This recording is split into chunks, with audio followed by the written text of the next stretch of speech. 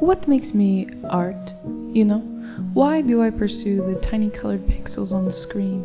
What compels me to make these silly little art projects and turn them into silly little videos that I put on my silly YouTube channel for no one to watch because it's all just too silly?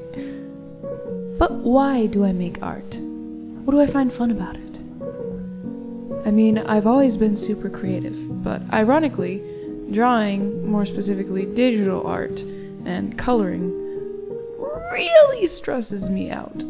Like, oh my goodness, I have so many wrinkles and my hands cramp all the time, and then after everything, I get up and I look at my silly little doodle and I think I spent 3 hours of my life making this. No, but actually drawing is really fun. I love everything about it. It's pretty cool, and I've practiced enough where I can convince people to tell me that it's good. Silly people.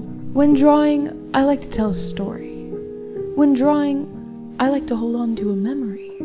When drawing, I like to capture a specific emotion, something really deep and meaningful that you wouldn't really have visualized before. When drawing, I like to create content for other people to entertain them. I want to make them smile, at least for a moment, because sometimes you don't have anyone in your life to make you smile. When I think of art, I think of the greats. Da Vinci, DiCaprio, these nuts. I think of, honestly, the Bible. I'm a Christian, and I read the NIV translation of the Old and New Testament, and I believe God created us and He created the world.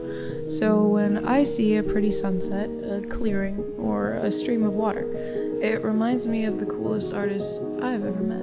And I'm not nearly as cool to create an entire planet with various living creatures and souls and ecosystems, but I do think I could try and use my own artistic abilities to make something a little cool. And maybe it'll do some good somehow. Art is cool. Art is fun. It's a good distraction, and a good way to pass the time, and a good way to drain some of the milk from my brain. Anyway, here is some art I made recently. Enjoy.